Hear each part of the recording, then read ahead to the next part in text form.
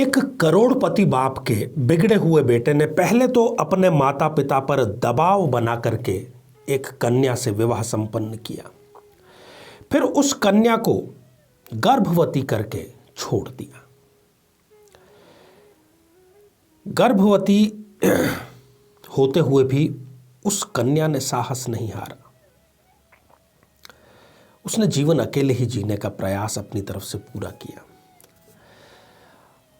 और दूसरे वसंत को अपना सके, जीवन को दूसरा मौका दे सके, इसलिए उसने फिर दूसरा विवाह भी किया। और दूसरा विवाह उसका अच्छे से सही तरीके से चल रहा था, वो आनंदित थी, खुश थी।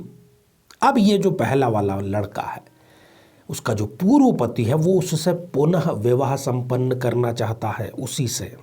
अब उसके मन में जो प्रेम है, उसकी ज्वालाएं हैं, वो भड़क रही हैं। ऐसा क्या हुआ और ऐसा क्यों हुआ, ये जन्म पत्रिका के माध्यम से आज हम जानेंगे। और क्यों उन दोनों को ये सज़ा मिली, क्योंकि उन्होंने कुंडली नहीं मिलाई थी।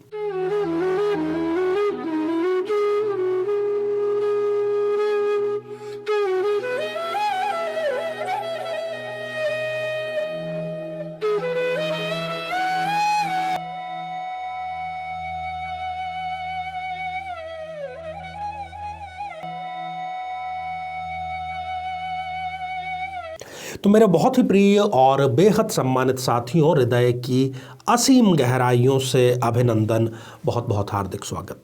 साथियों, पहले पंचांग और उसके बाद में राशि सूत्र जानेंगे और फिर चर्चा करेंगे आज के मुद्दे की, जब कुंडली नहीं मिलाने के कारण ये सारी समस्याएं आई, जिसका हमने अभी जिक्र किया।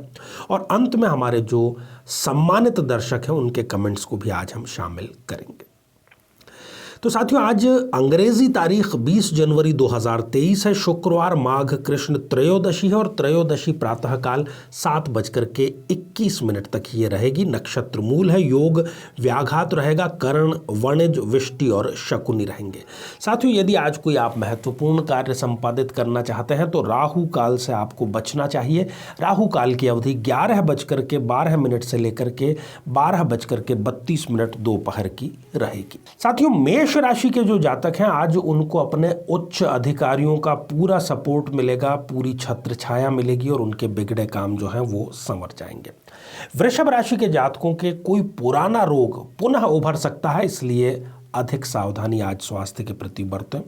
मिथुन राशि के जो जातक हैं, वो परिवार और ऑफिस, इन दोनों में तालमेल बैठाने में कहीं ना कहीं अपने आप को अयोग्य पाएंगे।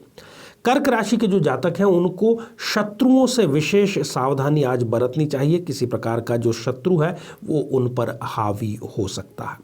सिंह राशि के जातकों के लिए आज यात्रा सफल रहेगी, जबकि कन्या राशि के जो जातक हैं, वो आर्थिक लेन देन करते समय, बैंकिंग करते समय थोड़ी अतिरिक्त सावधानी आज ज़रूर बरतें। तुला राशि के जो जातक हैं, आज कहीं धन फंस सकता है, इसलिए आपको भूल कर भी किसी को धन उधार आज नहीं देना चाहिए। वृश्चिक राशि के जो जातक हैं, वो सूर्य अस्त के पश्चात किसी भी प्रकार का आर्थिक लेन देन या महत्वपूर्ण निर्णय आज न करें, उसको कल के लिए टाल दें। धनु राशि के जो जातक हैं, वो गृह कलेश से तनावपूर्ण स्थिति में अपने आप को पाएंगे, जबकि मकर राशि के जो जातक हैं, वो आज किसी लंबी यात्रा की शुरुआत कर सकते हैं और ये यात्रा उनके लिए सफल अवश्य होगी। कुंभ राशि के जातकों को आज मेहमान नवाजी का मौका मिलेगा, तो इसका लुत्फ आप ज़रूर उठाइए। और मीन राशि के जातकों को आज अपने जीवन साथी के स्वास्थ्य को लेकर के थोड़ा सा चिंतित होने की आवश्यकता है। तो आइए साथियों, अब हम कुंडली विश्लेषण पर चर्चा करते हैं। जो प्रश्न और जो जिज्ञासाएं आपको पूर्व में बतलाई गई, वो क्यों हुई। साथियों, यहाँ पर आप एक कन्या लग्न की जन्म पत्रिका देख पा रहे हैं और ये उसी बिगड़ैल लड़के की जन्म पत्रिका है। कन्या लग्न की उसकी जन्म पत्रिका है। लग्न को स्वयं लग्नेश बुध देख रहे हैं। सप्तम भाव में आप देख रहे हैं कि गुरु, बुध और सूर्य, ये तीनों विराजमान हैं। पंचम भाव में मंगल और राहु विराजमान है और एकादश भाव में केतु देव विराजमान है। साथियों, मंगल जो कि इस जन्म पत्रिका में एक मारक ग्रह है, परंतु वो उच्च का हो गया है। मारक ग्रह भी यदि उच्च का और अच्छी स्थिति में विराजमान हो तो वो हमेशा शुभ परिणाम देता है। अब यहाँ पर मंगल ने युति कर ली राहु के साथ में, और राहु यहाँ पर शनि के थोड़े से प्रभाव में आ गया है। शनि भी हालांकि इस जन्म पत्रिका में एक योग कारक ग्रह है। इस मंगल और राहु की पंचम भाव में युति होने के कारण इस लड़के को अपने पिता के धन का बहुत ज़्यादा अहंकार था, अपने बिजनेस का बहुत ज़्यादा अहंकार था। उसको लगता था कि धन के बलबूते सब कुछ प्राप्त किया जा सकता है। ऐसे ही एक विवाह में वो अपने माता पिता के साथ में शिरकत कर रहा था और उसको एक कोई कन्या नज़र आई और उसका दिल उस कन्या पर आ गया और उसने माता पिता से अनुरोध किया कि यदि मैं विवाह संपन्न करूंगा तो इसी कन्या से करूंगा, अन्यथा और किसी भी कन्या से मैं नहीं करूंगा। एक लौता पुत्र था, उसकी जिद के आगे माता पिता को झुकना पड़ा और इस प्रकार से उसका विवाह संपन्न हो गया। चूंकि झुकना पड़ा था इसलिए निसंदेह है और बिल्कुल स्वाभाविक सी बात है कि उन्होंने कुंडली नहीं मिलाई थी। साथियों, गुरु इस जन्म पत्रिका में सप्तमेश है, इसलिए मनपसंद अरेंज मैरिज तो इस लड़के की हो गई। स्वग्रही है, अपने ही घर में है। गुरुदेव विवाह के कारक भी होते हैं, परंतु उसके साथ ही सूर्यदेव यहाँ पर आकर के बैठे हैं जो कि गुरुदेव को और बुध इन दोनों को अस्त कर रहे हैं। सूर्य यहाँ पर एक मारक ग्रह है। अब हुआ कुछ ऐसा कि जैसे ही 6 या 7 माह के बाद में विवाह के वो कन्या जब गर्भवती हो गई तो पता नहीं इसके जीवन में एक और कन्या का पदार्पण हुआ और इसने अपनी इस धर्म पत्नी का त्याग कर दिया। इतना ही नहीं बल्कि उसको अपने मायके भेज दिया कि अभी तुम गर्भवती हो, बाकी जो है वो बाद में देखा जाएगा। गर्भवती तो वो थी, संतान को उत्पन्न होना था, संतान हो भी गई, परंतु ये उस संतान को देखने भी नहीं गया। खैर, उस कन्या ने अपने को उसी नियति में ढाल लिया और पढ़ी लिखी तो वो थी ही, उसने एक दूसरा विवाह संपन्न कर लिया और उसको कुंडली मिलान करके किया था, तो वो आज सुखद दाम्पत्य जीवन का उपभोग कर रही है। राहु यहाँ पर पंचम भाव में इस पुरुष के, इस व्यक्ति के, क्योंकि इसको राहु की ही महादशा चल रही थी, तो पंचम भाव में होने के कारण संतान होते ही इसकी जो बुद्धि है वो कहीं ना कहीं ठीक होना प्रारंभ हो गई और इसको सद्बुद्धि आई और इसने पुनः तलाश किया कि नहीं, मुझे वापस उसी कन्या से विवाह संपन्न करना है। अब आज की तारीख में ये चाहता है कि इसको अपनी पूर्व पत्नी वापस से एक पत्नी के, अब धर्म पत्नी इसको शास्त्र ज़्यादा अच्छे ढंग से कहेंगे कि पुनः उसी से विवाह, क्योंकि धर्मनिष्ठ है या नहीं है, तो उसी को ये पुनः प्राप्त करना चाहता है। साथियों, इस प्रकार की गलतियाँ आमतौर पर हमारे पास में इस प्रकार की कई कुंडलियाँ आती रहती हैं।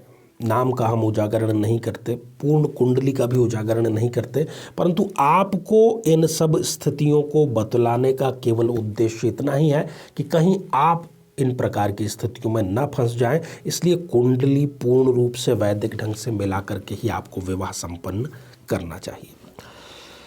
तो आइए साथियों, अब हम बढ़ते हैं आज के हमारे कमेंट के सेक्शन की तरफ और आज का जो पहला ही कमेंट है ये थोराट दीप्ति जी ने लिख भेजा है हर हर महादेव के रूप में, तो आशीर्वाद हृदय की असीम गहराइयों से। साथियों, अगला कमेंट अनिल सोलंकी 123 इस आईडी से आया है और आपने लिखा है, आचार्य जी नमस्कार, इस बार मेरे प्रश्न का उत्तर आप बताना। मेरी सिंह लग्न की कुंडली है, द्वादश भाव में सूर्य बुध शुक्र बैठे हैं, शनि 4th हाउस में, नवम में गुरु, अष्टम में राहु और लग्न में मंगल है। ये मेरी कुंडली है। धन अर्जित नहीं कर पा रहा हूँ, लगातार इतने सालों से मेहनत कर रहा हूँ, मेरी उम्र 32 साल है, कृपया उपाय बताएं। देखिए, आपकी जन्म पत्रिका में एक तो ये योग है कि जब तक आप अपने जन्म स्थान से बहुत ज़्यादा दूर नहीं चले जाएंगे तब तक आप सफल नहीं हो सकते, क्योंकि लग्नेश आपका 12th हाउस में जाकर के बैठा है। दूसरी बात, सूर्य बुध और शुक्र ये आपके लिए योग कारक ग्रह हैं। जब जब इनमें से किसी की दशा अंतर्दशा आएगी वो ही आपके लिए योग कारक और शुभत्व लेकर के आएगी, जबकि शनि और राहु इन दोनों की जब भी आपको दशा अंतर्दशा आएगी वो आपके लिए परेशानियां और संकट लेकर के आएगी। आपको चाहिए कि आप आदित्य हृदय स्तोत्र का पाठ प्रारंभ करें, सूर्य उपासना अधिक से अधिक करें, सब कुछ कल्याण होगा। साथियों, अगला कमेंट गोविंद राणा गोविंद इस आईडी से आया है और आपने पूछा है कि आचार्य जी, जो आपने कहा ठीक उसी प्रकार से मेरी ज़िंदगी में ऐसा हो चुका है, बिल्कुल होना ही है। गोविंद जी, हम जब भी कोई कार्यक्रम आपके समक्ष लेकर के आते हैं तो संपूर्ण शोध और उस पर शास्त्रीय दृष्टि से हम रिसर्च करने के पश्चात ही लेकर के आते हैं, तो इसमें कोई संदेह नहीं कि वो सत्य की कसौटी पर खरे उतरते हैं।